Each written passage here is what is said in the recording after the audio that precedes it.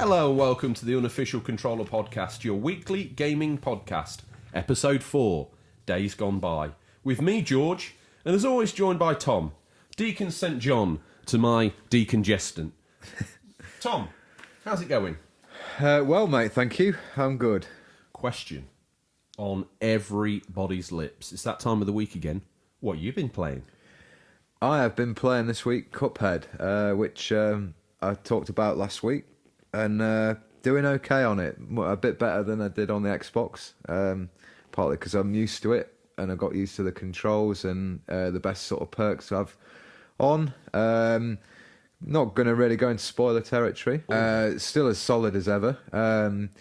Enjoying it in handheld mode because it means I can just chill out in the bunker and sort of play it while waiting for Stingray to arrive with the latest merch. It feels to me, Cuphead, like it really belongs on a platform like the Switch. Oh, definitely. It's a massive indie title, so I think, and at the minute, Switch is king for the indie, in my opinion. I think from the point of view of it looks like a AAA game.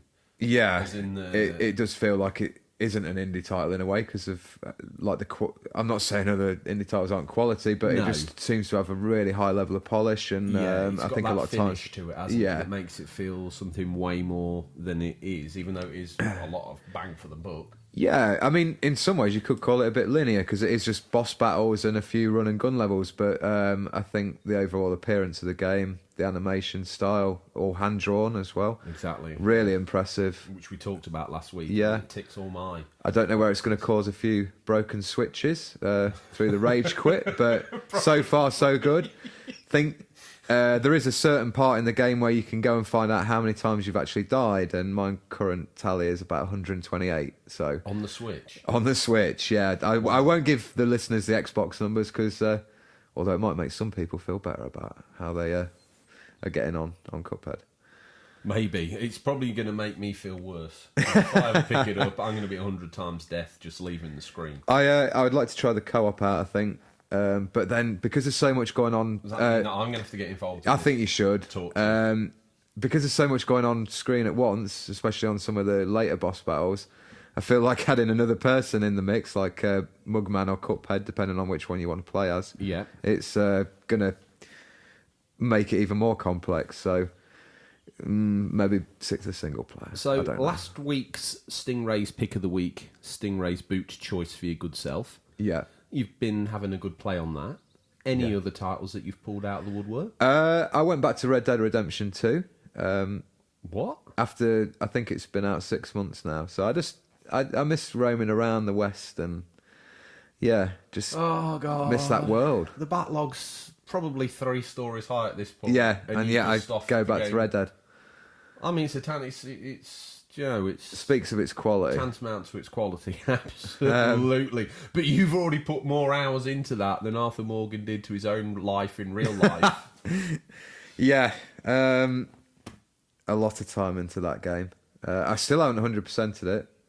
Do you ever obtain a rabbit, and then when you skin in game, you skin in real life? I know what you're like. You're very living the game. Yeah, because you ought living to really, the life in real life. It's a shame we didn't have this podcast during Red Dead Redemption because you've gone and got the blanket. Poncho. The poncho. Yeah. The cowboy hat. The cowboy hat. You've got the lantern for popping the lantern, around your house in the dark. Yeah. Which... in case I just don't want to use, electric. That switch, that little plastic little switch in the corner of your room. Just get a full tanker of oil and light the lantern. What else have you obtained to back up the Red Dead Redemption cosplay? I'm pretty sure there's something else. Cigars. Usual. The man's bought cigars. Some whiskies. I'm a premium cigarettes guy. I want the cards. Oh, yeah. Don't cigarette forget that. Cards. That's why every time that you get a packet of premium cigs, you got to pop them. This is a PG podcast, so you're not going to smoke it. You're just going to light it and hold it in the air like a gloss stick. And chuck it away. Waft it around and chuck it away. Yeah. Look cool like Stingray. Yeah. Hold it. But this isn't a podcast where you inhale. No, this isn't. And then throw that pack of cigarettes away, you can get a card. If you open one, you can buy another pack. All about the cards. All about the cards. So that's on the range of spectrum of titles you've had available to you, and you promised me an order and you let me down again. I won't talk any more about Overwatch because I know that the rage and causes. I had to check from with you. Stingrays to see whether he could turn our internet off. Just Oh no, no online. Exactly. Oh dear. Go back and pull out a single player, one player title that you can enjoy. Yeah, me and you dabbled in Red Dead 2 online. I didn't think it was that bad considering it was a beta. I think It still is a beta. Well, yeah, I believe so. I think it's got a bit of flack, really. I mean, it's really difficult for people to expect Grand Theft Auto Online in a Wild West setting because you just haven't got that like list of vehicles and what makes GTA. I think it was always going to be a lot more of a struggle sandbox. Although Red Dead Redemption saw gangbuster numbers, and we know that it has, I don't feel like the majority of the hardcore GTA players have picked it up. No, probably. I mean, it's done massive numbers, but Red they're Dead probably Redemption's full of fans of the original game and the second game, like you and I, that probably prefer it more for its cowboy simulator than an online sort of griefing and shooting up everything game. Yeah. So when we're playing our little role play of the brothers or whatever it is that the story that we've cooked up. Yeah. These hunters, these do-gooders, these Kevin Costner-like stoic-looking dudes. We put far too much backstory into our online characters. Way too much backstory into our characters. Even to the point where I was researching Wild West names for our characters. So we do all that.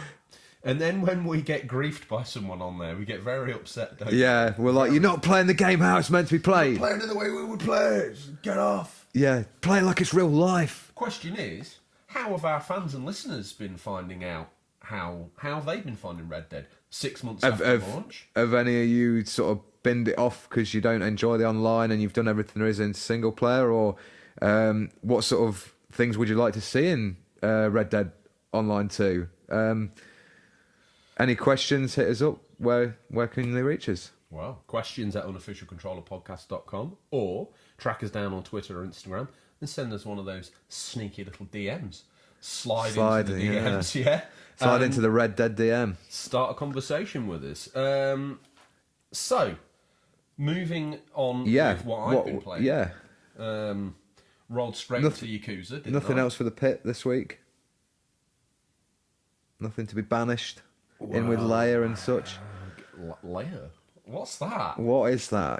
It's gone and forgotten. It's Lair. Yeah. The pit of the Lair pit. In fact, that would It's been tombstoned into the ground and Paul Bear has taken it away. Steve Austin's backhoeing with a JCB is backhoeing. Good old Stone Cold Steve Austin.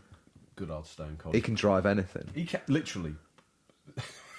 Forklift, digger, cement truck. What are those quad bikes? Cement truck, beer lorry. Yeah. He's driven a beer lorry. Yeah. Didn't he drive something into one of the do they call it a Zamboni? What? That like the thing they clean the ice with in ice hockey. Oh yes. Back in the 90s he drove that in, didn't he? Well, if anyone knows what that's actually called, they need to get in contact and let us know. So we digress. But I should have rolled straight into Yakuza 1, like I said I would do. And I did do that, but boy, I need a palate cleanser. So as promised, and as posted up on the social feeds, I got myself stuck into a bit of 24. Now, the interest was high because this week's feature, Days Gone, would have been the equivalent game of this when it came out. And by that I mean it's a Sony-produced first-party title. So it wasn't available on any other console? Exclusive here on the Sony PS2. And did it come out when the show was at its heights? Or I do believe research has been put in by my good self, and it came out and was seen as a special episode, 24 hours, set in between seasons either 2 and 3 or 3 and 4. Yeah. So still early in its run, still very popular. Yeah. Still, even Great Aunt Maud wouldn't be moved on a Sunday afternoon or evening because she needed to see what Jack Bauer was up to. Yeah. And the game, so it was developed by Sony Cambridge, aka Gorilla Cambridge. They're sadly no longer around. But they've been known for such gems as the original Medieval, which I don't know if you've played that. That's getting a remake, I believe. Yes, it is. PS4 Looking forward to that. Announced, and then they went back underground again, didn't they? Yeah, I've seen some footage. It looks pretty cool. Well, they also made Primal and Ghost Hunter both on PS2. Okay. Hidden gems, and I will be pulling them out the pile sooner rather than later to have a little look through. They also made Killzone Mercenary on the Vita, and then they did that awesome launch title for the PSVR, Rigs. And at that point, Sony shut the door. Oh. I guess that was the straw that broke the camel's back. But before we get into Rigs, let's go back to 24. So it's got some cool bits in it. Yeah. There's a bit where you can do some interrogations, and you've got to press the buttons at the right time to either wind the guy up or calm him down. Okay. And the one that I've done so far, the guy, you've already shot him, so he's in a lot of pain. And he's asking for medical assistance, and Bauer's giving it the whole, you don't need to see anybody, you're going to be fine. And then you can get aggressive, and you can sort of get in his face, and you kind of got to wind his sort of ECG meter up, and then ask him questions at the right time, and then calm him down. So similar to LA Noir? Noir? I was trying to think, what... I do believe that is LA Noir. But you call it Noir. And you always will. Tomato. Noir. Tomato, Noir. LA Noir. They sound like someone who makes stock cubes. Yeah. Make it like that. Came back a guy who came back from the war and sold stock cubes. The where were we? So with the interrogation, I don't know why I'm wasting so much time on a game that's literally over 10 years old. But is it even retro? Is PS2 retro? I don't know. I just feel like it's the poor man's Listeners, console. what do you think is classed as retro? How far back? Where is the line in the sand drawn? And does anything previous gen? So PS3, 360, is that retro now? Well, I feel like... Doesn't seem that way. Is the line for retro drawn in the sand, and it's a constantly moving feast, as in every year you include that other console that's now another year older? Or is it like, whoa, hang on a minute, NES, SNES, they're retro or vintage, this is just a console that you buy down the charity shop, and that's it. I mean, is that it's where cool, I'm like GameCube, PS2, and Xbox original. Xbox, it doesn't seem retro enough, does it? Oh, come on. But you're the man for retro, so... I don't know about that. Well, anyway, if I'm the man to go to for retro, I've pulled up an absolute stinker in 24. So that was the interrogation bit. Gunplay is also... It's okay, but it's a little strange. To make you feel... I've watched a few documentaries on YouTube about the making of the game. And they feel compelled to make you feel like you're really badass. They gave you these auto aims, which is from the get-go, they're on automatically in the game. So as soon as a baddie appears, boom, up this massive zoomed in thing goes, and you can literally pick off body parts with this sort of crosshair slider. Similar to Fallout, like locking onto the body. Was it the VAT system? No, it's real time. It's not okay. slow, it's real time. It doesn't slow it down or anything. No, okay. But that's okay, and it does make you feel like you're clearing out the bad guys, but then you get to a point where it doesn't lock onto the one you want. Yeah. And it locks onto something ridiculous. Right. Or there's a guy literally a foot away and you can't lock onto him. Or you walk round the corner and the bad guy's been hiding round the corner from you, and you both end up mashing melee and just sort of looking like you're dancing together. You know, what's that Men at Work, the safety dance? It looks like you're both performing the safety dance. Jack Bauer Dance Simulator. That's what it's like, 24 the Dance Simulator. And then, but the thing is, while all this is going on, for the era, it looks exquisite. Like I say, it's an HD, because the PS2 can output at 480p, if that's classed as HD. And they even managed to map like a really open, not an open world, but an open world driving area you've got to get from point A to B. And that looks great, but because it's 24, you're up against a time limit. You've got to get from point A to B. It's like not a race, but a race against time. Yeah. And it just feels a bit false and fake. Yeah. If that game had been developed today, I think it would be absolutely awesome. They weren't brave enough in the menus as well. It's still got the clunky start, resume, whatever, when you start a new game, instead of it just being previously on 24 and going into your save. It's like, boom, new game, load game, settings. You know, seamless. It's not the word. It feels clumsy. But we're talking about a game that predates maybe some of these ideas and sort of changes. But we don't like always doing scores out of 10, but what would you give it? Oh at my the God, minute. I mean, you've climbed off the fence. So what I would say is if you're a fan of 24, and I should imagine as of this episode going live, there's probably about one person that's still into the series. If you're an avid fan of it, I would say you probably, for the story and the bits and bobs it ekes out, I would say you'd probably give it a 7 to 8. If you're just a retro gamer who's not looking for a complete collection of any console, and you see 24 for any more than £1.50, leave it. Anything less than that, pick it up. Yeah, It's have a dabble. Have a dabble. Why not? You spend Why more on a not, yeah. coffee, right? Yeah. And if you pour your time and effort into 24, you're going to get at least 8 to 10 hours of gameplay out of it. So, there's more expensive ways of having fun for 8 hours. Our coffee's pretty cheap though, because Stingray brings it. Nest Castle. Nest Castle, I know, but something tells me that's a mixture of like ex-Vietnam War amphetamine Napalm. mixed with Oxo To get the colour in. to get the colour right. No, once it's kicked in, no one questions it. They just keep getting more and more. Yeah. No one understands why. Why does this breath smell of beef? The Bunker Boys, we love it, don't we? Yeah. So, Tom, it's got to that time of the Yeah, week where we need to- we've been over on the green screen. You've been Yeah. keying in. I've been keying in. The thing's been running a little hot, but it's not been on fire. No, But Tom, steady this week. tell me about how Switch has been working out at the gym. Yeah. So the news for this week, we're starting off with Switch outmuscles PS4 in Japan, plus some rumours of a new model. Switch is already set to outperform PS4 in the coming months, having only been on sale for 2 years. The Switch has been on fire in Japan, has drawn very close to selling 8 million in its native territory. That's big numbers. Yeah, that's impressive. And in Japan as well, it's obviously performing well. Now, this ties in very nicely with the question from the dedicated listeners out there. Yeah. And we've got Route 36. That's a team of guys who have got a YouTube and Insta page, and they work out there in the worlds of doing slick camera and promo work for large companies. So thank you for the follow, and they listen to us in the office. And they say to us, lads, what's the crack with the new Switch? Is it coming out or what? All sorts of rumours. What's your thoughts? Tom, what's your thoughts? Yeah, I'll take this as the resident Switch fan and Yes. owner. Yeah, I think we're probably going to see...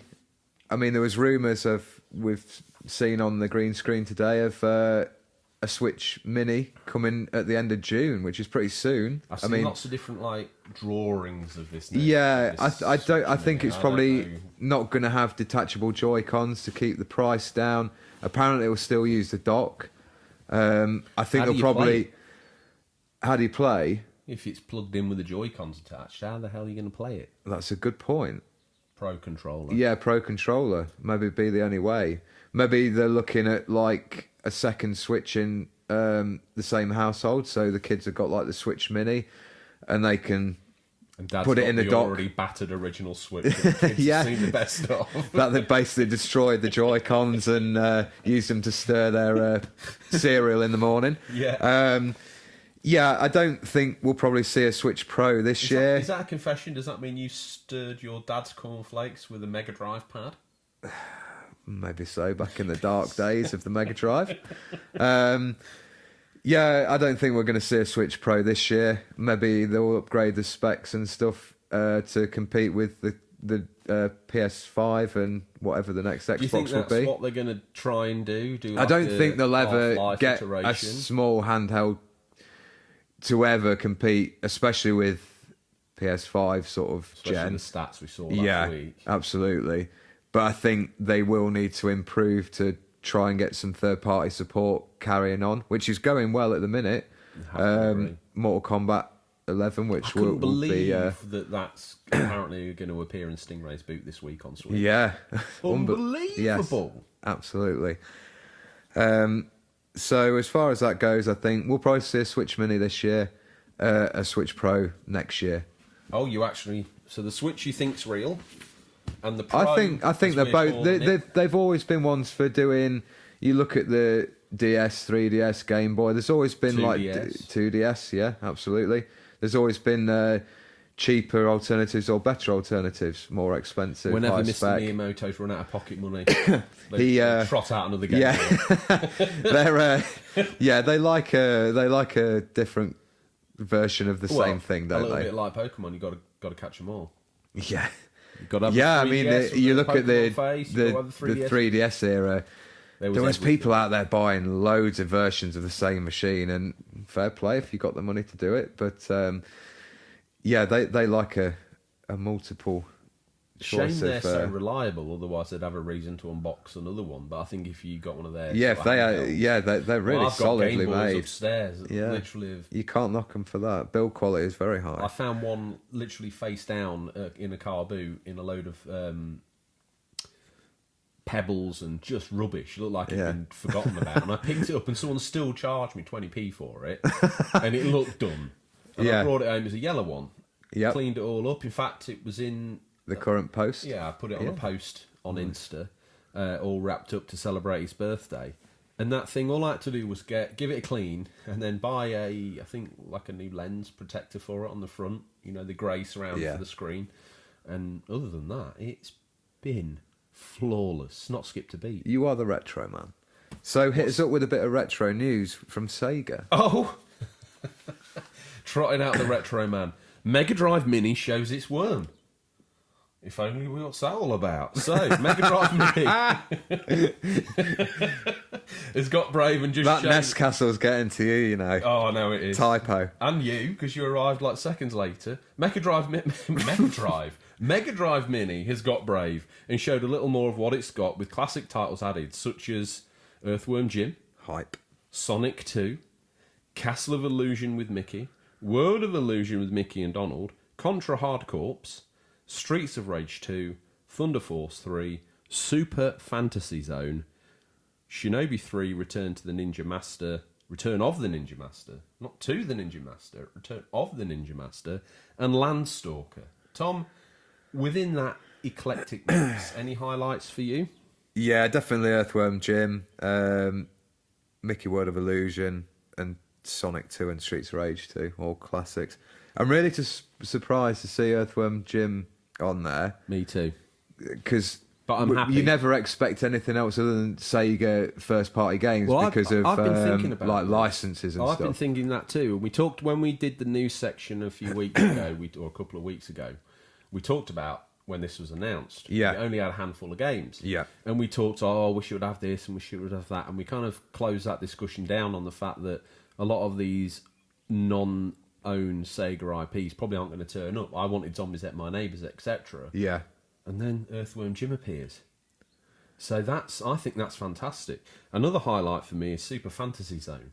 Now, if memory serves, that's like a left and right screen shooter, R-type style, but it's done with these really beautiful sort of pastel graphics, and you're an egg with wings, and the name's Super Fantasy Zone. I don't know what he says in Space Harrier, but I always convinced as a kid that soundbite's "Welcome to the Fantasy Zone." But, you know, maybe the listeners can key me in on that, because I've never had it confirmed. And Landstalker is like a 3D isometric, or an isometric, as it was known in the time, RPG, which got a lot of fans.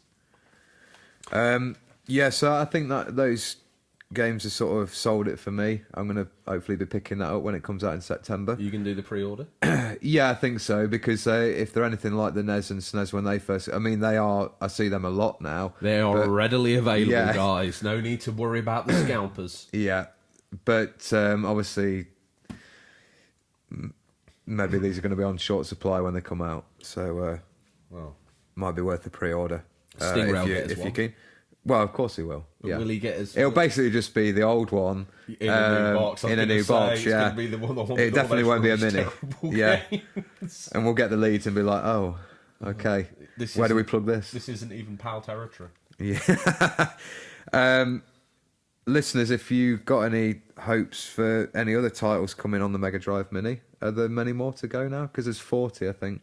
Well, I'd say at this rate, that's what we're they've said. about halfway through the announcements. So Yeah, there's plenty to come. so there's Well, I probably wanna see, another 20 now. I want to see the Strike series. Road Rash. These EA Road classics. Rash should be good, yeah. Desert, you're telling me Desert Strike? Oh, yeah, that'd be good. You need that. Yeah. You know, there's some games that they need to work on securing and getting them nailed down. And going off this recent announcement of these 10, I was quite surprised. So hopefully, fingers crossed, we'll see some other surprises. Unless they've sort of shot their bolt already and this is it. Yeah. The rest is going to be like Palm Filler. and Brick-Brack. And I'd still like the Golden Axe trilogy. They're always worth it. You got to believe we'll see at least one of those. Yeah, because that's the I'd Sega thought IP as well. Yeah, it is. Moving on, Square Enix. Or Enix, Square Enix. Share E3 times for up-and-coming conference. So, we just thought we'd throw this in the news because we're big fans of Square Enix. And the green screen computer's not had enough to do this. Yeah, week, it hasn't. So we had to... We always need a trifecta of news items, otherwise it's coding collapses. Triforce is where it's at. Oh, he's gone full switch. He's gone full Got switch. the T-shirt on. I'm surprised you have. I'm surprised you've not come round dressed as Baptiste, the Haitian monster, which you've also had confirmed as a definite thing. That guy rocks up from Haiti. Yes. And the multiples of Haiti. I do like how they represent smaller countries in that game. To be honest, I was showing my ignorance of living in the backwater of England somewhere that I was like, what? You've walked yourself into a corner there, Sunbeam. Is that even a place? Transpires, I got schooled again. Yes, it is. And it's where Baptiste lives. Tell me about the Square Enix news. So they've given their conference schedule. It's going to be on June 10th, obviously at E3, 6 p.m. Pacific time. What's that translate for us over here? Why would you even do that to us? Take your socks off. I'll take mine off. Let's count up. Pacific time. So it's about 6 hours behind New York, and we're about 8 hours behind New York. So you got it. Like 16 hours or something. So literally nearly a whole day behind. Yeah. I'm really hoping to see Final Fantasy VII remake.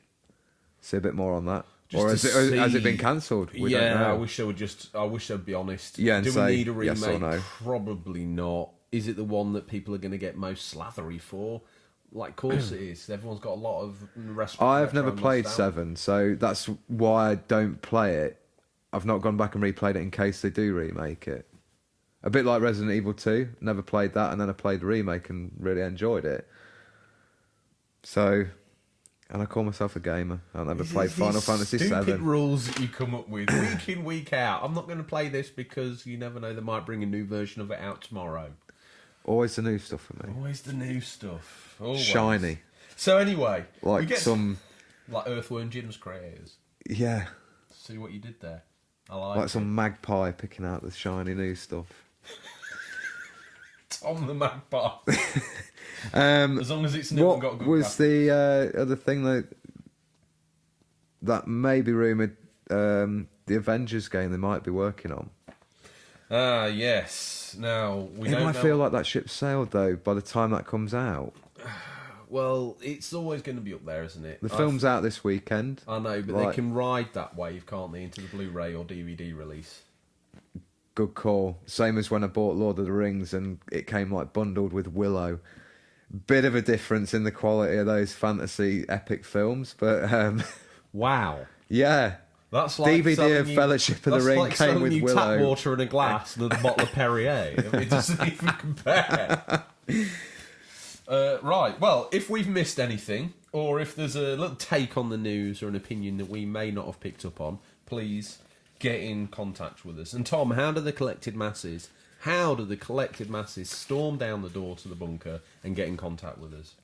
You can reach us questions at unofficialcontrollerpodcast.com or DM us on Instagram or Twitter. Nice. And the thing about this, we've asked people to get in contact with us, and they are doing.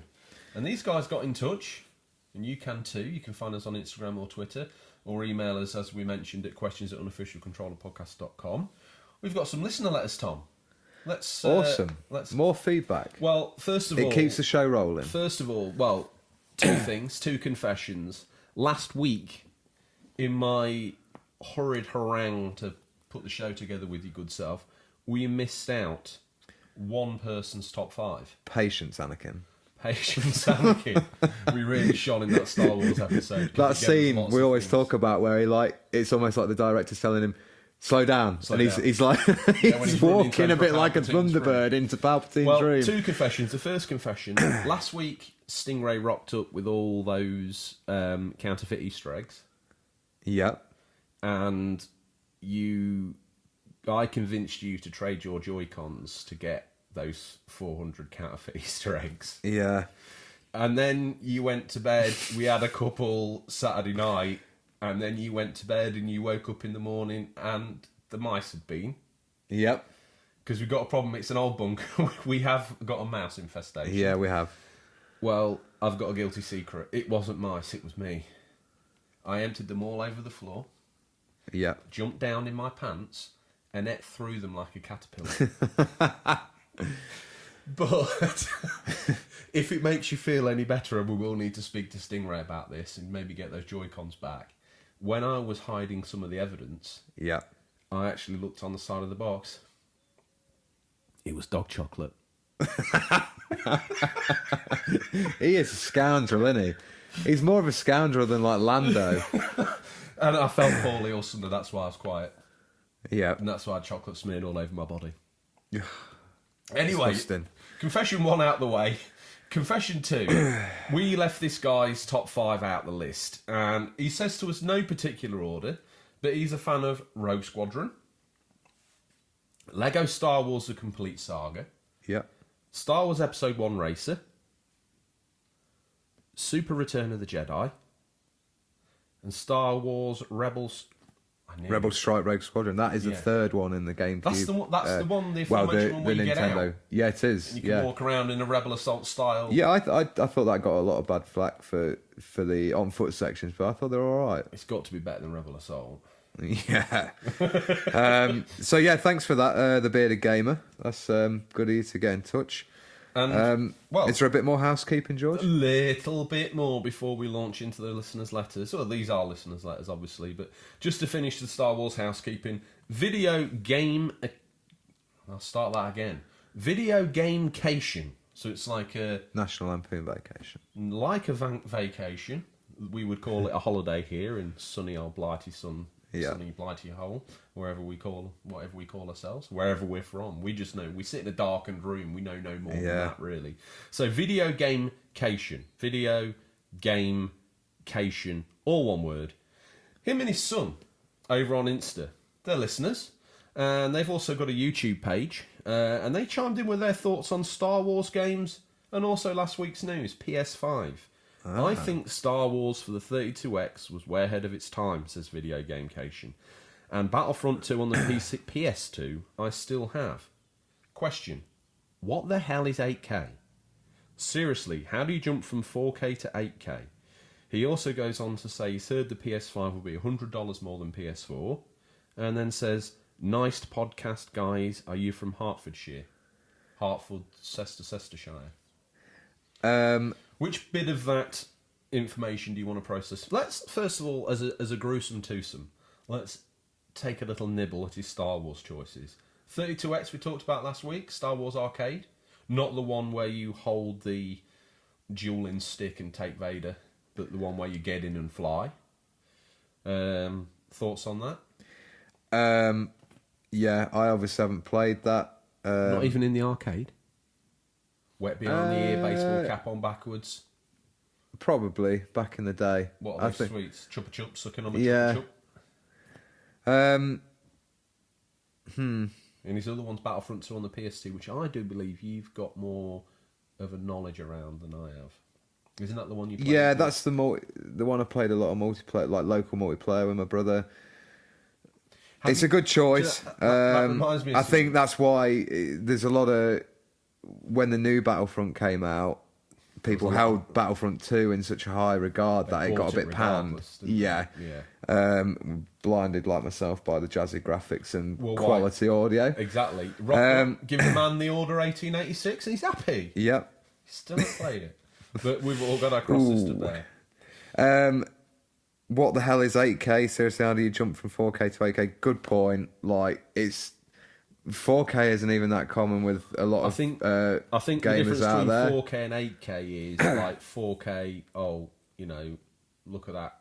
this is a really weird example. Is it just numbers jargon again? I can see Kratos' nipples. Yeah. 8K, it's like Kratos has got a stray hair around that nipple. Yeah. Good analogy. Good. That's how we do it here.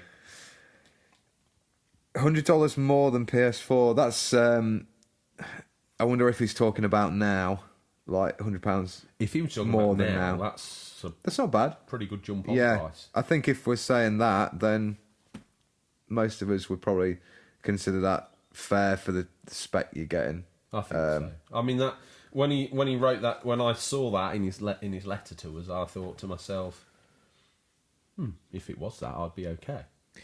And are we from Hertfordshire? No. No. We'll keep you all guessing. Oh, we've already told them 3 times where we're from. Have we? Yeah, I'm sure we have. Just the bunker. I think we've mentioned the county. Have we? I think we have. Let's see whether they can narrow it down a bit more, because it's a big county. There's only one bunker. Yeah. The ex-BBC broadcasting bunker that was left abandoned with all the recording equipment in, which we are using. Yeah. It's Cold War era technology, but it seems... There's loads of like Keith Chegwin swap shop in here and all that sort of stuff, isn't there? Is that even right? I don't even know. You were living amongst it. How do you not know? No, that was a bit before my time, I reckon. Yeah, but I've seen like it's flashbacks on one of these like retro TV shows where they talk about how good TV used to be. I personally think the generator's leaking carbon monoxide back into your bedroom. Yeah. You've been freaking out. Best have a look at that. Fever dreams. Uncle Chegwin. Another listener got in touch. Who's that? Yes. So, if we work our way through there, we spoke to the Bearded Gamer. We've talked about his top 5. Video Gamication and his son, hello young man, have got in contact. Route 36, we pulled that out and launched that into the news because they got in touch and referenced the Switch. Yeah. Finster Gamer on Instagram has reached out, referenced Cuphead, and he makes reference it to being a really difficult game and very frustrating. And now he also asks, do you think World War Z will be any competition for Days Gone? It sounds real cruel, but absolutely not. I mean, it's got a multiplayer element there. Like I said to you, it looks okay. It was when I mentioned last week the volume of zombie literally coming towards you, and you're trying to pick them off, and they're streaming up the walls like rats off a ship. They're coming up the walls, and you like literally there as you knock one down with a bullet, another one's right there to take down again. It looks like an exciting concept for an online game, but does it compete with the, as we probably guilty of being? Is it going to give you the length and depth and breadth of the emotional range of a good single player story? Are we being harsh as well in the fact that Days Gone is a real, like, supposedly high quality Sony first party title, and I've been magpied again, the shiny new Days Gone, all the hype, and World War Z just creeps out, and it actually ends up being the better game. I don't think it'll be that, but I can see where you're coming from. Well, last week you made reference to like World War Z coming out at the same time as like Jurassic Games. Yeah, those films that come out. That Stingrays got Jurassic Games. Yeah. And I went to bed that night and I thought to myself, oh, actually, World War Z is tied to a film license, and technically it's launching on all the platforms. So that makes that Jurassic Park. That makes Days Gone Jurassic Games. Oh, that was a head scratcher. What a conundrum. What a conundrum. Well, we think it's a good question, but it's a good question, and it also chimes in with Odders, and I think this will be submission of the week. Odders_UK from Instagram and Twitter. He made himself known to us. He revealed himself on Twitter. Says in a reference to an Insta post of a backlog of games. He says he's finished Shantae, which is great interaction for us out there on the Insta page. Yep. And in addition, I put my teeth in because they were falling out. Can't decide whether to get Days Gone or World War Z. Well, thank you for the question, Odders, and how best to try and answer that than feature of the week of the show, the feature of the week. Now, we've gone all in because we know that we appeal to a range of gamers out there. We've got the Nintendo boys with their Switches, and we've got the PC gamers with their teraflops. And the Xbox players with their Blu-ray player. Say sorry now. I'm sorry, Xbox gamers. I used to be an Xbox gamer as well. We've all been there. Yeah, And we've all had dark times on a probably console and gone, we'll where go are my there. games? Where are my games? I think E3 they're going to blow it out of the water anyway, so I'll be eating my words. Like we said, Bill Gates has remortgaged his house for this. Yeah. This is big time. Big time. This, as we called it a week early last time with the PS5, we'll call it this time. They're gonna blow the doors off of E3. Every single add-on you can We'll throw imagine. that out there, especially as Sony aren't there. The ball's in their court. Although I did read, and we should have put this in the news, there's a VR specific E3 announcement area, and they're going to be doing announcements for PSVR, Oculus, Vive, okay. and some of the other makes a headset out Interesting. there. And apparently it's big news. Big news. That's where you heard it first. Maybe they'll throw a Sony State of Play out the same time as E3 just to be kind of look at us. Exactly the same time as a Microsoft show. Ooh, I don't think that's a Ric Flair low blow territory. That is. He's tempted you down. He said he's sorry, and he low blowed you, the Ric Flair style. So let's get into the meat of the show, the Days Gone feature. I'll start off with a couple of little bits to round us out on Days Gone. Developed by Sony Bend, its previous games most famously include the Siphon Filter series, but they started with Bubsy 3D, and after Siphon Filter they worked on the PSP Resistance and Siphon Filter ports, and made the fabulous, and if you haven't played it, you really must find a way, Uncharted Golden Abyss. I need to play that. You need to play that, especially if you've played the others. Yeah, I played the other 4. So. And if you want more action from the Uncharted world, it is a really great place to go. Published by Sony Interactive Entertainment, obviously, and its directors are John Garvin and Jeff Ross, and it's to be published April the 26th, 2019. Tom, straight off the bat, tell me your thoughts and excitement for Days Gone. So did we say it uses the Unreal Engine 4? Well, we haven't got to that. Yes, it does. Now, I've got a question for you. You're Sony. Yeah. You've invested quite a lot of money into yourself, and one of your studios has come up with an engine that enabled them to make Horizon Zero Dawn. Also comes up with an engine that enables the man from Metal Gear Solid fame and his new studio, Hideo Kojima Productions, to pull out Death Stranding. To pull out the woodwork Death Stranding in a very short space of time, as far as an incubation time for a game's concerned, and yet they let Sony Bend chug along with the Unreal 4 engine. Yeah. Strange choice. What's that all about? Yeah. I mean, what do you know about the Unreal 4 engine?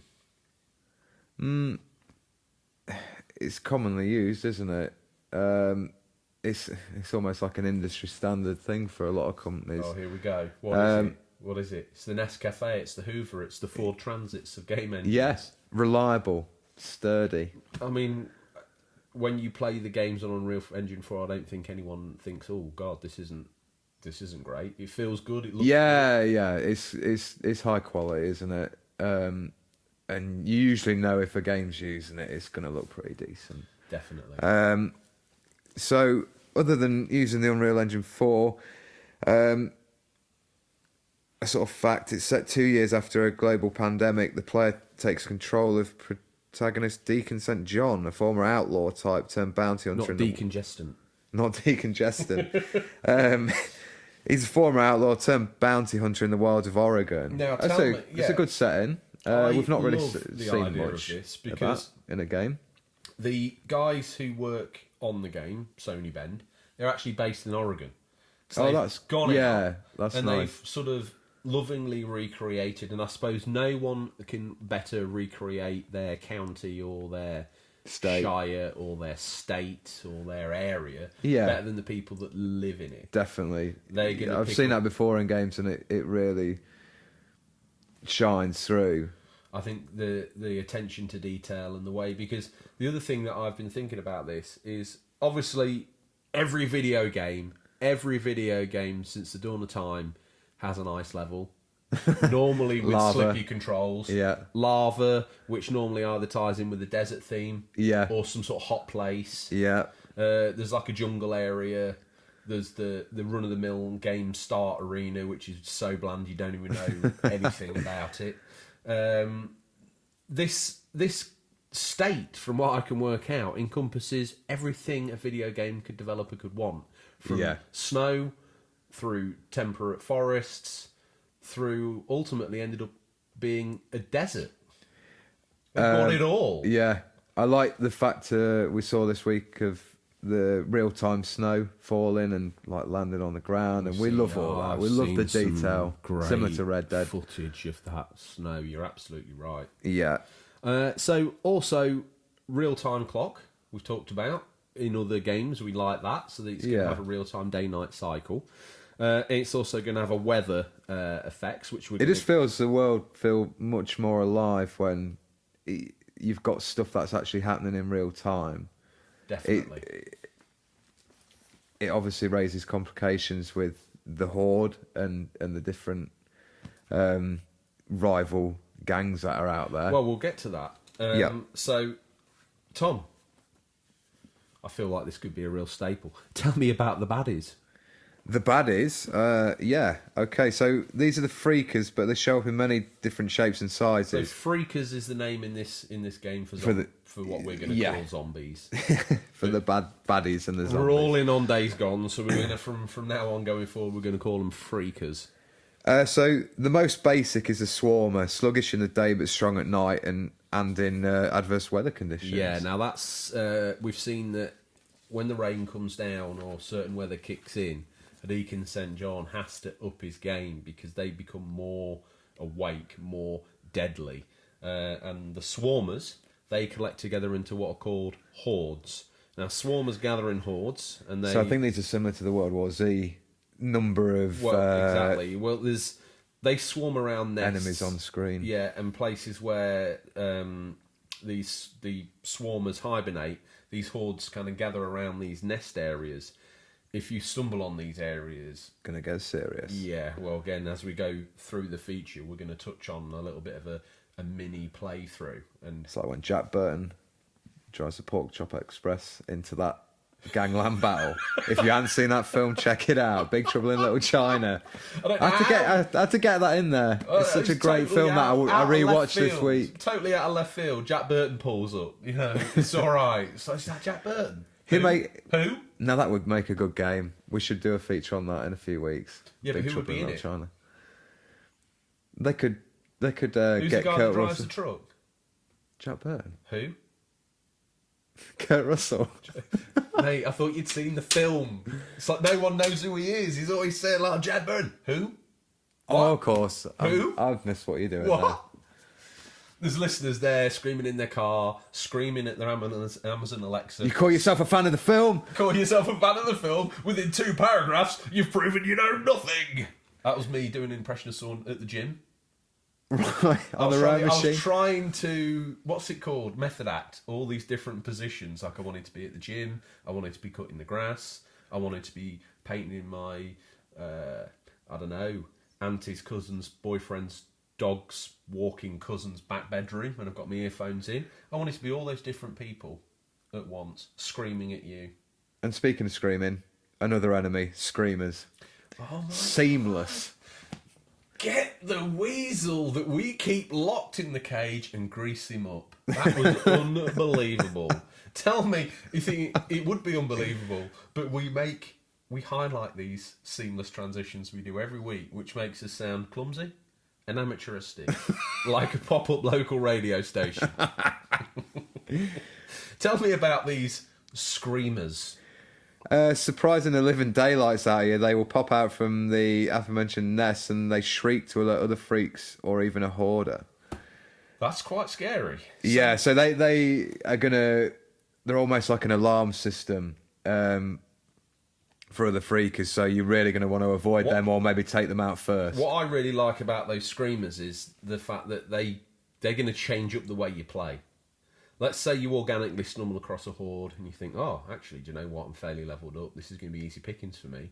And you stumble in all John Wayne, as we would call it.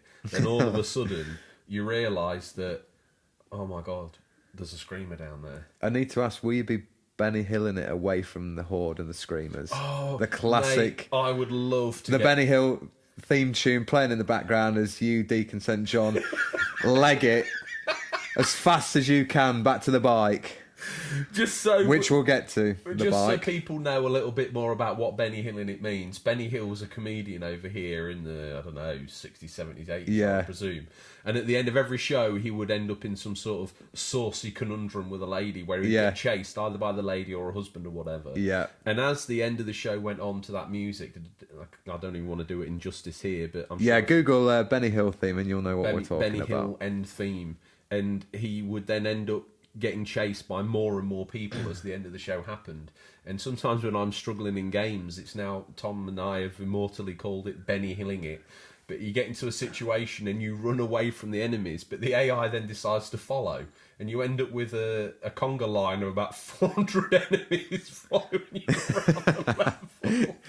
Listeners, we really want to see some editing skills of Deacon St. John when the game comes out this Friday, of you running from the horde. Set to the conga music. Set to the... Come and do the... Yeah. I want that. Yeah, we want to see it. And the biggest conga line you can organise. The second one here, I want to talk about this one. Okay, yeah. Another variation of the freaker called the newts. Now, Tom... What the hell are they? I have never even been so terrified. These are infected children stroke teenagers. Oof. And we've all seen, like, freaky kids in horror, and we've all been sort of terrified by these. These things kind of just stand and watch. They don't immediately interact. They kind of like, sometimes if you leave a building and you thought to yourself, well, that was a bit weird. If you turn around... And they're just there. And they're just kind of there looking at you from an upstairs window or from the roof, or, you know, you turn around, you think, oh, I've done all that building, you get out and you turn around, and there might be like 3 of these things just sort of stood watching you in the front garden. I mean, the hairs on the back of my neck are standing up. Yeah. That's the sort of thing that freaks me out. And what I would say about those newts is, do not underestimate them. If you get too close, they will cause you some issues. Tell me about the next. Creepy, they are. Yeah, very creepy. So, the last one from like the freaker side of these things. have been kept very under wraps. I've not seen any footage of these. Maybe a tiny bit the other day in the trailer. So breakers, these guys are massive, and we recommend you don't go anywhere near them unless you have an advantage, sort of a good height view of them and sort of sniping positions. One of those classic sort of gaming moments where you've got to kind of trap them down in a lower tier while you can just put rounds into them, because these things are bullet sponges. They're just going to soak up all the hard fun. And make sure you got the weaponry equipped for that job. Animals. Animals are out there too. There's animals, range wolves, bears, and then infected variants of these animals who will also hunt you down, which is equally... It's a dangerous world out there. Well, the world is designed to get you. Tom, who else is out there has a baddie dad? Tell me about the last we've got the dad. baddies, humans, of Oh, course. no. Yes. The real baddies of the real world. As in all things apocalypse, it's the humans that will cause you the most harm. Driven to desperation, they will ransack your base or steal your bike, so be careful. Yeah, that's something that So obviously they're going to have the intelligence of a human. They're going to be able to do things that the freakers are not. The freakers are sort of a mindless horde. Yeah, they're the thing that you kind of drill through, and I think the human enemies in this game are the ones that sort of pose you the most Hopefully challenge. they've ramped the AI up for them a bit, and they're going to cause you a few more sort of different situations, which is cool. It's nice to have a bit of variation in there. So we talked about the world. This game's been in development for 6 years, and it's changed a lot during this initial phase. But most importantly, Sony Bend have worked really hard to blend the transitions of the gameplay, so you can like sneak into a camp, and then you can sort of switch to then an all-out action phase, deciding you want to then light. This is your game, so you don't have to give it the stealth. You can just wade in there. I would recommend the first option being stealth every time, and then probably so. As always with me, when your stealth cover's blown within 30 seconds, you can light the place up like traditional. And the screamers just scream the head off. And I'm looking forward to the screamers about as much as I am a return of baby Mario in what's it called, Yoshi's Island or whatever it is. My God, that child. So it all starts 733 days gone. See what they've done there. That's where the title got its name from. That's a little fact I didn't know. I didn't know that either, but research will work it all out. Since the initial... So that was the 733 days after the initial outbreak. We catch up with Boozer and Deacon. We didn't touch on Boozer, did we? He's your best friend. He is. The man with the penchant for head tattoos. Yeah, also a fellow biker, yeah. Are they into mountain bikes, or are they into... I think we're talking Harleys and Triumph, maybe. That's a more British bike, but still out there. They might have some affection for that. Yeah. So, William Gray, or as we know him, Boozer. We also didn't mention Sarah, your presumed dead wife. But is there more to her than we realise? Question mark. I think with the amount of cutscenes that are apparently in the game, it's going to be quite a in-depth story, and I'd say she's probably going to be quite a main focus of that. Well, I think that what you'll retrospectively learn is that she knows more about your current predicament in the sort of flashback scenes, and that becomes more apparent as you go through the game. It's like your girlfriend is more intrinsically involved in this than you realise. Yeah. So Boozer and Deacon have been surviving by cashing in on bounties from various camps and factions. And at the very beginning of the game, we kind of meet them on their latest misadventure on the hunt for a man named Leon. They happen across a bloody scene, and the game begins proper from there. We're introduced to Deacon's bike. The Drifter bike, as it's known in the game. And it's one of those classic, easy to use but hard to master. I love those. Me too. Because you get on it, you feel everyone like feels like the bad man riding the bike around, but the good bad man. The good bad man. Yeah, good bad man. And a top tip here that we've picked up on is the gentle use of obviously this bike controls with R2 and L2 as accelerate and brake respectively. Good choice. Going back to the Dreamcast, it's the only control setup to use for a vehicle, especially on a motorbike, because then you can feel like you're right up in it. Yeah. Strategic use of that throttle is going to enable you to end up looking like an absolute boss in this game. Yeah. So you're going to look like I saw on the trailer for the bike about doing jumps and stuff. That looks cool to access new areas. I've not picked up on this. Yeah, so there was different wheels and make it more trialsy and bits and bobs, but there's jumps as well. So listeners, if you want to check out the YouTube video of the developer, it's almost like a developer diary thing.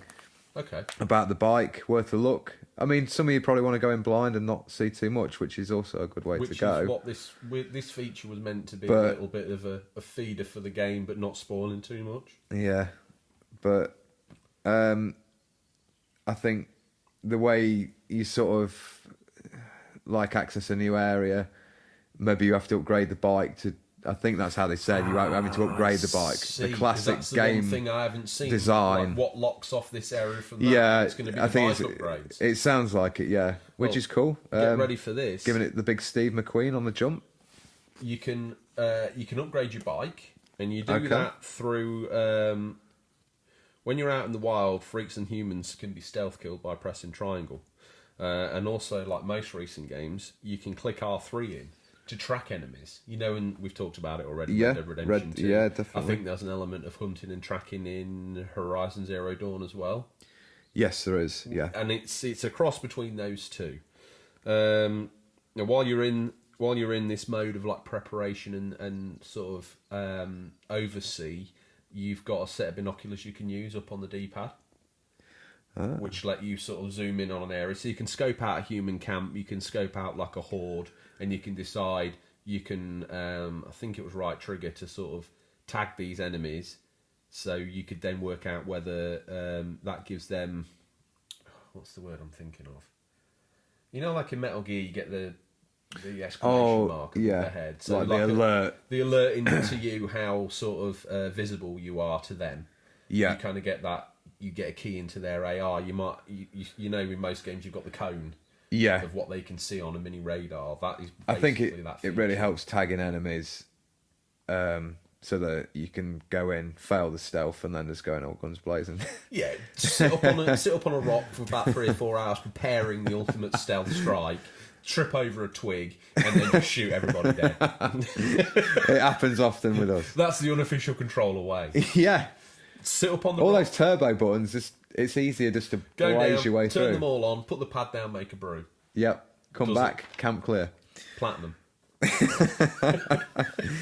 So you can take these. No, guys that does sound a great feature, to be honest. It's seen in a lot of games now, and it really does help. Well, Just especially in the night time, seeing, just having a little bit of a helper just to find out where some of those yeah, 'cause baddies a lot are. of games are quite dark, aren't they, these days? Yeah, it's like you're looking definitely. at grey and black and grey, and you can't Yeah. work out. I've been killed so many times in the dark in a game that maybe I need my eyes testing. So it's in these situations where you're preparing and you come across hordes of freakers, and that can mean anything from 300 upwards. Wow. So we're talking, and that's anything from.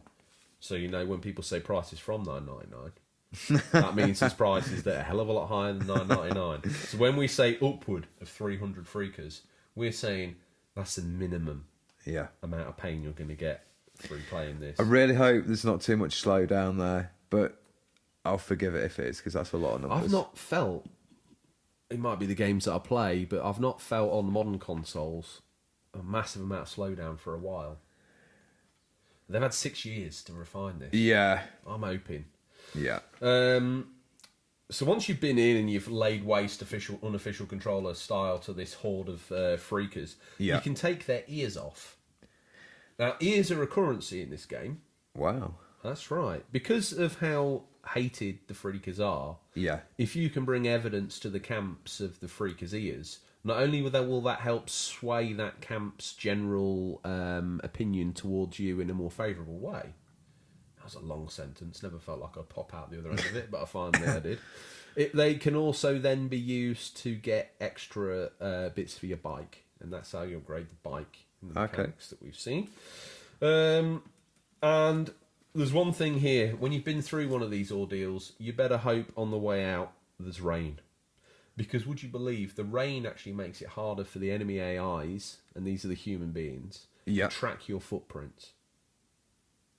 But, and there's a big but here, all of the freakers level up in their intensity in adverse weather conditions. Rain, snow, nighttime.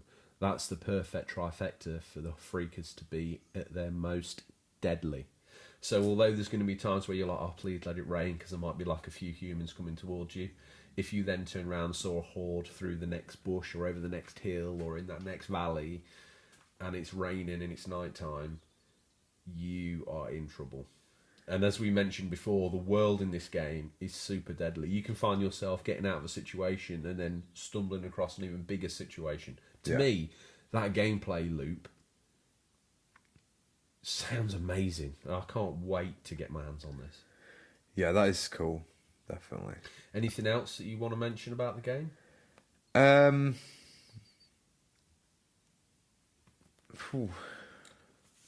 I think we've covered most things there. I don't think anyone's going to rock up Friday and not something ruined, but at least they know. It's almost like giving a I guide. think we've given Welcome you to Oregon by the official controller guys. Yeah. And they look through and it's like, oh, right, okay, so it's up for binoculars, and that's about all that we've learned. I know Sony have been pushing it hard, but we just thought we'd do a little feature on it because it's something we've both been really looking forward to. Well, we talked earlier about 24 being this tentpole title that was like a great game to be working towards. We haven't seen a tentpole title out of Sony since Spider-Man.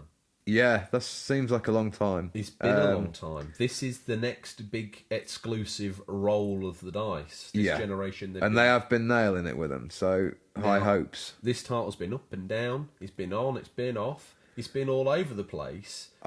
It's gone gold. It's coming out this Friday. Yeah. Are they hyping it because they're excited, or are they hyping it because they're nervous?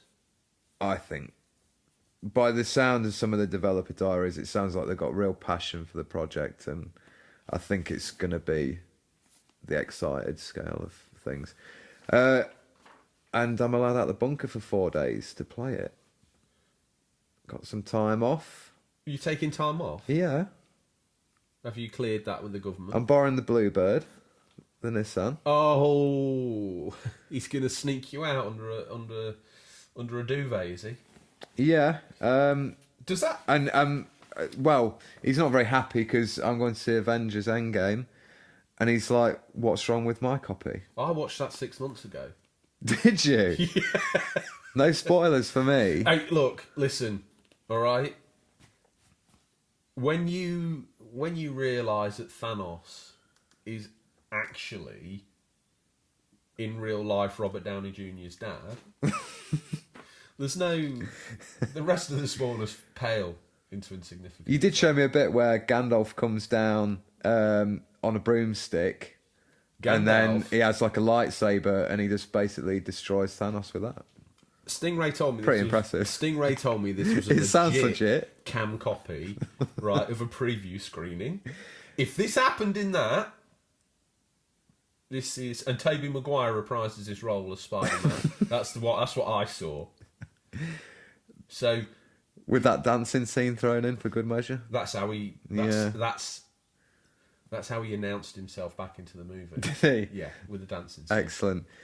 So yeah, I'll be taking the Bluebird, and So I get to play a Stingray copy of Days Gone down here in the bunker. Yeah. Which more than likely is probably going to end up being a 40-year-old copy of Gauntlet 2.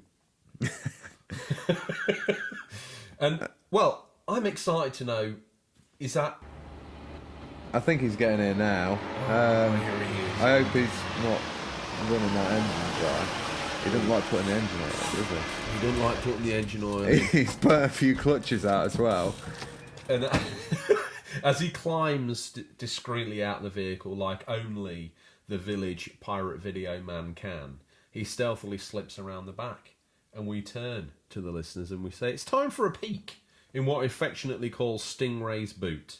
What's nestled between some counterfeit nappies, a dodgy couple of Battle for Endor this week, the aforementioned copy of Avengers that I've worn the wheels He's got out some of. good double denim this week as well. If you want like denim jacket, stonewashed denim jeans, he's your man. Some people would actually argue that Stingray's sort of basic, most naked form, you know, in a video game, like when you do a create character, they're there in their Y fronts or whatever, and you add clothes. If Stingray was a created character, you couldn't take him down any lesser levels and just den him. Yeah. That's him naked. That is his skin. That's like his skin. Like a iguana or something. Like the brute courses through his veins. He is a warrior of the 80s, isn't he? He champions that lifestyle day in, day out. Well, the question that we've got to ask the listeners is, are we trapped in a bunker in the 80s, or is Stingray a visitor from the 80s? And we, through the medium of the internet and the green screen computer, actually travel forward in time and get this information. I think we go off-piste. Stingray's looking bored. He's looking at his watch. Tom, these are the new release highlights for the week April 22nd to April 28th, 2019. They're out either digital or physical, or will be by the time this podcast's in your feed. But it could be region-dependent. Tom, dig in. What's the first thing you've got there? What's that? First title, Jupiter and Mars on the PS4, comes out April 22nd. This looks cool. This looks like an Echo the Dolphin game. So I've heard, yeah. Dive into a neon seascape as a dolphin with enhanced echolocation powers and an AI partner takes you into a world transformed by water. Solve puzzles, hunt for treasure, meet legendary sea creatures, shut down the remnants of mankind's legacy and bring the bleached underworld water back to life. Wow, that sounds cool. And from what I've seen, looks like the game I really enjoyed, which was the Echo the Dolphin on the Dreamcast. So I thought that was a good game. I never realised they had an Echo the Dolphin on the Dreamcast. Missing out. I wonder if it's on PS2 as well. I know it didn't come Probably to in that Xbox. era of like where they got a few Definitely. Dreamcast games. You need to try that out. What else we got, mate? Well, let me have a little rummage in Stingray's boot. I've got this. Oh, it would be, wouldn't it? Dragon's Dogma Dark Arisen on the Switch, April 23rd. The critically acclaimed RPG Dragon's Dogma Dark Arisen combines exhilarating and deep combat with the freedom to explore a huge open world. Enter the high fantasy setting of Grancis, a land where fabled monsters such as dragons roam. Choose between 3 different starter classes known as jobs, which you can further develop for a total of 9 unique classes. Use the deep combat system to wield devastating skills and magics to attack on fabled monsters or climb onto them for an up-close and personal attack. As for Arisen, you are joined on your adventures by followers known as pawns. Well, that's a nice way of speaking of your friends and family, isn't it? The pawns in my life. I sacrifice them. This unique gameplay system not only allows for you to be joined by up to 3 of these AI companions and take advantage of their assistance during combat and exploration, but to exchange pawns with friends and other players online. This is getting worse. Each pawn's appearance can be designed with a detailed character creation system, letting you share your customised companions with the community. Oh, that was a mouthful. Tom, what's next? Up next, we've got something that, despite Days Gone coming this week, Mortal Kombat 11, that has interested me. Is this going to be your mummy, can I have this one, please? No, it's going to be Days Gone, but this would be want my... mummy days. Yeah. I want mummy. So are we going to have to... Are we going to have to duke it out, or are we going to agree to have a double dipper this week? We'll have 2 selections, can't we? It's a big weekend. What? You mean both going to go all in on Days Gone, or one of us is going to make No. sacrifice? You're going to get Days Gone. I'm going to get Days Gone and Mortal Kombat 11. Like the magpie new and shiny is Everything new and shiny. You were the guy that rocked up for Mortal Kombat when it first launched, because it's graphics, you know. Oh, yeah. Unbelievable. And I got hyped for that recent trailer where they played the Mortal Kombat movie, like main song, I guess it's called, in the trailer. Like the sort of dancey 90s. You see, this is where I'm missing out. Like, Mortal Kombat's actually got a pretty So, good sense of humour. Let's dive into Mortal Kombat 11. It's going to be on the PS4, Xbox One, and the Switch, which Switch! Yeah. We talked about that earlier. I'm hyped there getting it. Looks really good as well in handheld and on the in the dock. Out? It's out on April 23rd. Nice. So be available once this podcast has gone live. It's got an all-new story mode, continuing the epic saga through a new cinematic story that is more than 25 years in the making. Players will take on the role of a variety of past and present characters in a time-bending new narrative that pits Raiden against Kronika, the Keeper of Time, who created existence at the dawn of history. Sounds like an OP baddie, that is. I think he's actually got the... I think it is a she. I'm sure I saw in the trailer it looks like a female. Whoever it is actually owns the lease to the bunker. Oh, okay. Yeah. The Keeper of Time created existence at the dawn of history. It's got to be them. Some more new character variation offers nearly infinite customization options, giving players more control and providing a deeper and more personalised experience than ever before. We saw this in one of their other games, the Injustice games, which I really enjoy for a beat 'em up. They're really in depth, and the customization on the characters is great. If you're a big fan of DC, I'd really recommend checking that out. All your favourites are back. Choose from a roster of fighters with unique abilities and fatalities. The fatalities. We won't divulge much on those because this is a PG podcast, but any of the older listeners, you want to check those out. They're pretty gruesome. Don't forget the babalities. The babalities, I don't know whether they're in this. And was it friendships as well, where you could give them a little gift? I reckon you could. That's been in some of them, definitely. The babalities, they were my favourite back in the day. We've got some new characters, though. We've got the Kronika, who can manipulate time. And Geras, is that? I'll write it, you've got to say it. That's right. Yeah. He's a powerful and loyal servant of Kronika.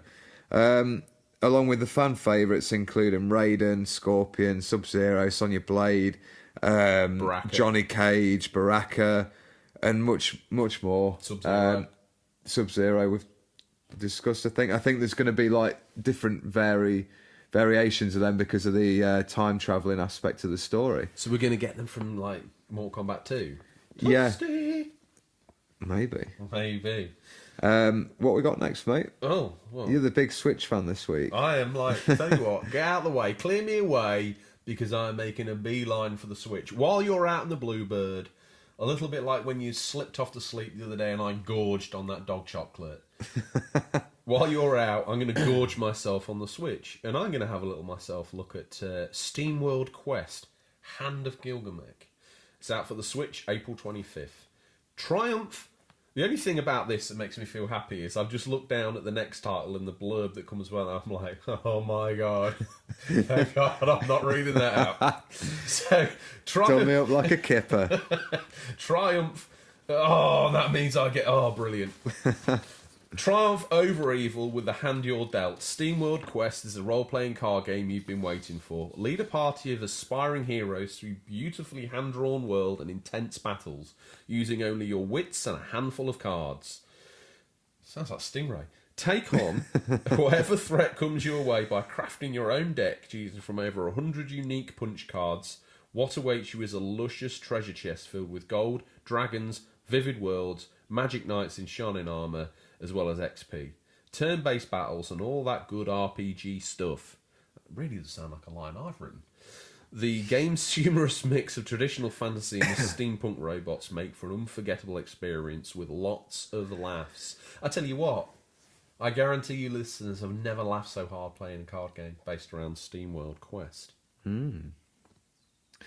They've It's gone dry, hasn't it? A little bit like Arnie's handshake. I've not. I did play the first SteamWorld game on the Wii U, I think. Or am I getting really confused? It might have been on the 3DS. I'm getting really confused. It was okay. I think. Going to hand out here some knowledge. No, because it was just okay. It was just okay. Yeah. We'll leave that one there, I think, and move on. Which begs the question, Tom, if I pull Days Gone out and I'm like, Mummy, can I please have Days Gone? You've pulled out for the Switch, which I guess you're leaving with me. No, I'll take this one if you want, because you're going to get the good one at the end. Okay, all right. Box Boy and Box Girl for the Switch, released April 26th.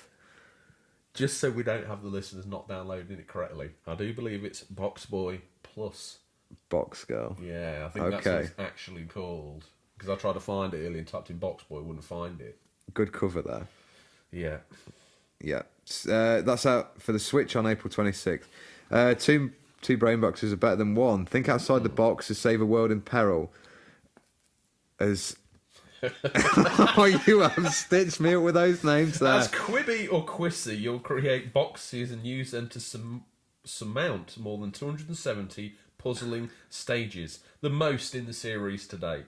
The box planet is plagued with obstacles, so jump, climb, drift, ride and warp your way past them in 3 modes, complete with their own stories, stages, challenges and techniques.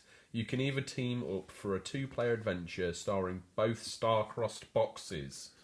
Good work. A Tale for Two is a new mode in which, for the first time in the series, 2 players can work together to solve puzzles, or one brave player can alternate between Quibi and Cruci. No one knows. On top of that, there's a third adventure starring Quibi.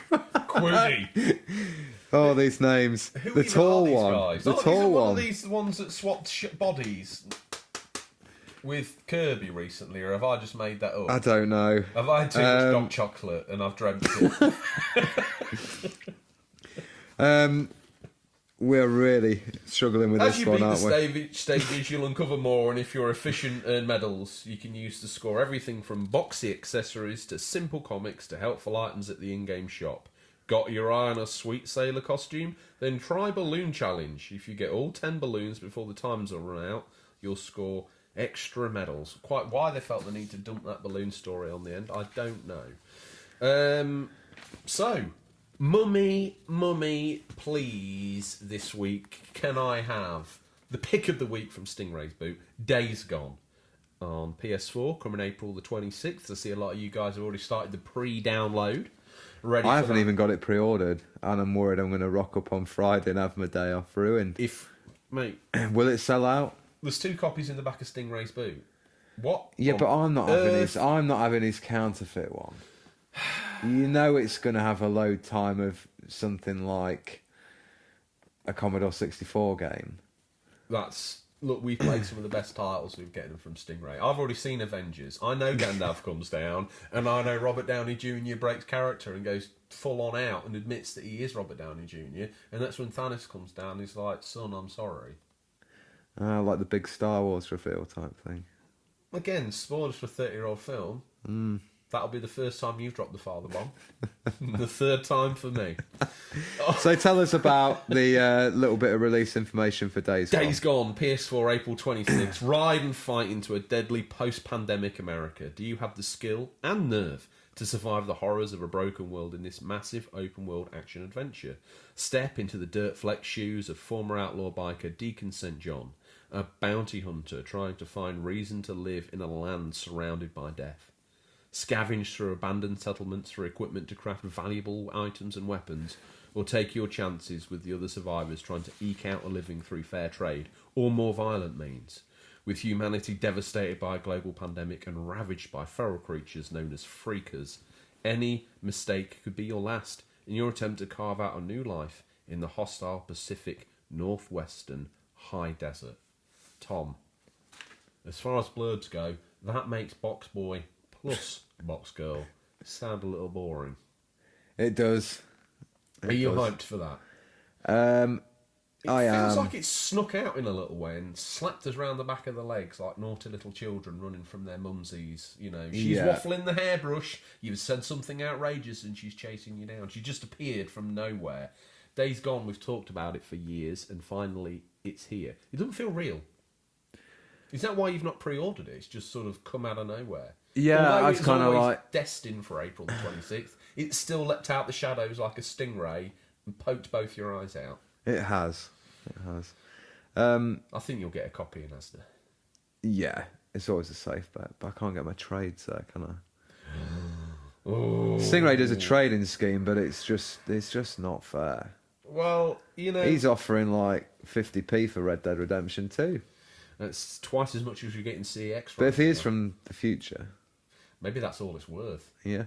You got to think he's robbing charity shops to get titles for us that are long gone. Yeah. Days gone. Days going further gone. Well, we missed what we're it going to be last week, playing. Actually, Yeah, we're we very naughty boys, aren't we? Mummy are. will not only put us on lockdown in our bedrooms, but she may even take one of the controllers away from us, and that would be sad. Yeah. Is it embarrassing? You might have to play with the unofficial controller for once. Oh, God, no. Two grown-ups living in a bunker, supervised by one of them's mum, Yeah. getting videos off a guy from the past we don't even know. It's not a cool look. No. But this week, I'm going to mainly try and be playing Days Gone, obviously. But in between that, I'm going to make it a bit of a recurring theme. I'm going to push myself through the Japanese bizarreness that is Yakuza. I'm thoroughly enjoying that. That's how we explain things from now on, though. If it's bizarre and it's made in Japanese. Japan, it's just you just say Japanese. It's Japanese. Yeah. The more I fight Goro, the more I just question what the hell was going on in Yakuza 0. Unbelievable. I'm also going to try and finish 24. A brave yet controversial decision, but I'm going to see it through. That's probably going to be me maxed out. Kingdom Hearts 2 still needs to finish that, don't I? How are you getting on with that? Stingray's Stuck not on a happy. boss? No. Two just is playing what I would call... It feels like a cakewalk compared. Oh, really? You know, Do you reckon they took the difficulty down a little bit? Definitely. You know, I discussed in one where there was times where I just was like, please, no. I just couldn't physically... As a grown-up, playing what I thought was a Disney game, I couldn't honestly believe there were times where I was struggling. There was an Ursula fight, I remember. There's one where you fight... at the end, where is it Sephiroth from Final Fantasy? No, is a boss in that? It might be. Or is the he one in I'm trying to 2? think of is the one in 1. It's like the Dark Riku. There's a bit where Sora says you'll never take Kara's heart, and I've seen that scene so many times. Because in the first one, you can't even skip cutscenes. Oh no! You can't. Whoever thought that was a good idea? Oh, I don't know. They probably just thought we'd all finish it in one First sitting. time, sit down boom. through it, and maybe that's just my inability as a gamer. Tom, you're sneaking out the bunker This wasn't pre-agreed. You dropped it to me live on air. I'm shocked and a little bit upset. I don't even feel guilty for eating all that chocolate now. You're going to be left just sat in front of the green screen all day watching YouTube How Do I Get Good at Stealth videos. Well, to be fair, this weekend the green screen's going to be running Days Gone for me. Well, it is, yeah. in 10K. In 10K, yeah. That screen's so great, it's gone all the way through the other end of the spectrum. Yeah, so mainly going to be playing Days Gone. Go watch myself some Avengers. Watch episode 3 of Game of Thrones. It's a good weekend for entertainment. I've started New Game Plus on Cyclo. It's called Cyclo now. Cyclocross. It's a game about Japanese bike riders. Yeah, probably dabble in the New Game Plus on Let's that. not kid each other. You're not even going to turn cyclocross on. Are you? You're not even going to look at that game. 4th week of It play will on that become game. the inevitable Very race good. of like who can finish Days Gone first, won't it? Oh, is that you looking at me? Yeah, Looking at getting you, looking the at the me. platinum trophy eyes. Oh, God. I don't think I've got enough life to give to get this game finished before you, but we will see. We never try and rush them either, though, do we? We want to live in the world of Days Gone. And live in the world of Days Gone and live in the world of the podcast. Tom, the time has clicked. Mummy's poked her head round the door. She's got 2 glasses of warm milk, a Harry Potter blanket for you, an episode 1 blanket for me. Looks like she's used some of the extra Easter money to secure you a Jar Jar plush. I never thought I'd see one of them again. She's put mine through the washing machine to get all the spittle off of it.